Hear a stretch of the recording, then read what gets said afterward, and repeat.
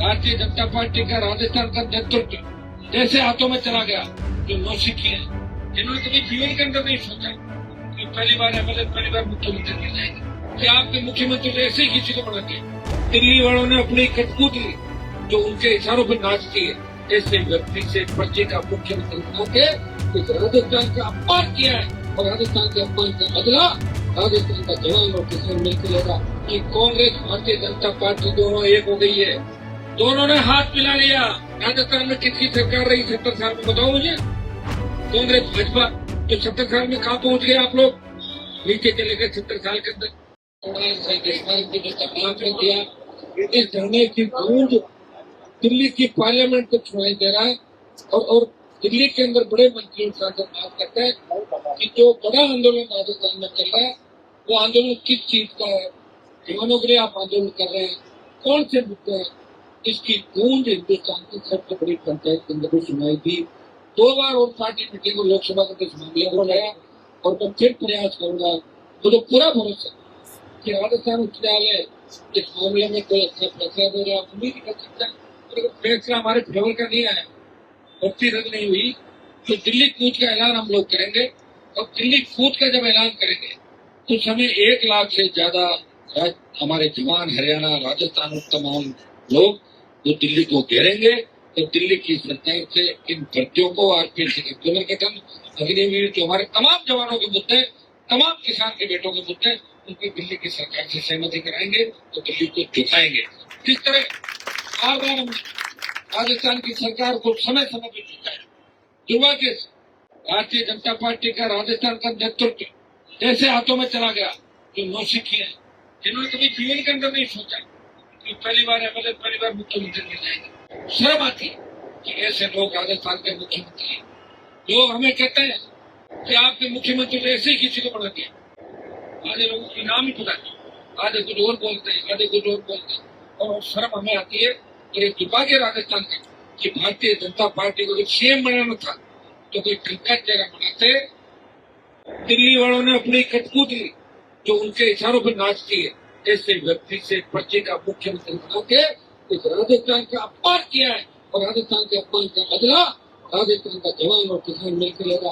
भाइयों, अब वो समय आ गया, आपको ऐसे दौर से गुजरना पड़ेगा कि कांग्रेस भारतीय जनता पार्टी दोनों एक हो गई है, दोनों ने हाथ मिला लिया।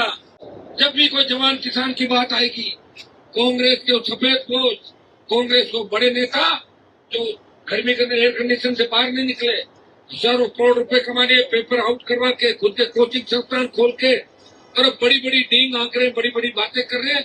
और दूसरे तरीके से सत्ता में आना चाहता, हमें उन लोगों का भी ध्यान रखना है। क्योंकि आप अगर अपनी आने वाली पीढ़ी को सुरक्षित रखना चाहते हो तो लड़ाकों के साथ आपको लड़ना होगा। और राजस्थान में नहीं, देश में लड़ाके कम बचे हैं। आप देखोगे ना हर स्टेट की स्थिति, आपको दिखेगा कि लोग टाइम पास कर रहे हैं कि अब की सरकार आएगी तो हम ये कर देंगे। और सरकार आने के बाद वो कहते हैं कि मेरी सेक्रेटरी नहीं मानता, मेरी कलेक्टर नहीं मानता, मेरी सीएम नहीं मानता। और सरकार जब चली जाती है तो वो ये कहते हैं कि हमारी सरकार नहीं, अब की बार सरकार आने दो। राजस्थान में किसकी सरकार रही 70 साल में, बताओ मुझे। कांग्रेस भाजपा, तो 70 साल में कहाँ पहुंच गए आप लोग? नीचे चले गए 70 साल के अंदर, पाताल में चले गए। हमारे बच्चे झालावाड़ के अंदर, हमारे बच्चे, ट्राइबल के बच्चे, ओबीसी के बच्चे इस धरती भवन के अंदर किस तरह दम तोड़ देते हैं। उन बच्चों के जिस तरह सौ देकर छोटे बच्चों, उन माँ बाप पे क्या बीती होगी। और देश में जहाँ भी सोशल मीडिया के माध्यम से एक तस्वीर पहुंची, लोगों ने कहा कि राजस्थान बहुत पिछड़ा हुआ इलाका है। और इस तरह स्कूल खेलने से बच्चों की मौत हो गई। ये राजस्थान की इस पर कलंक लगा है। और कलंक की तो है, इसके लिए दोषी कौन है? राजस्थान की सरकार दोषी है, कांग्रेस बीजेपी की दोनों सरकार दोषी है। लेकिन कलेक्टर, एसडीएम, दूसरों को कोई कार्रवाई नहीं। तो दुर्भाग्य इस बात का है कि भजनलाल वहां गए भी नहीं। 7 और 30 इंजर्ड हुए सारे लोग, 7 बच्चे घायल हुए, 7 बच्चे खत्म हुए, तो भी 24 ज्यादा बच्चे घायल हुए। उनका पाप भजनलाल को लगेगा। और उनका पाप ऐसा लगेगा कि भजनलाल वापस वही काम करेगा जो एमएलए बनने के पहले पार्टी का रीम कहता था। क्योंकि बच्चों जो मामला है वो राजस्थान हमारे गायों की स्थिति देखो, गौ माता के जय बोल के, राम जी के मंदिर के नाम का चंदा करके सत्ता में आने वाली पार्टी जनता पार्टी गाय को भूल गई। इस तरह की घटनाएं राजस्थान में सिवाय सांप्रदायिक सिवाय धर्म की राजनीति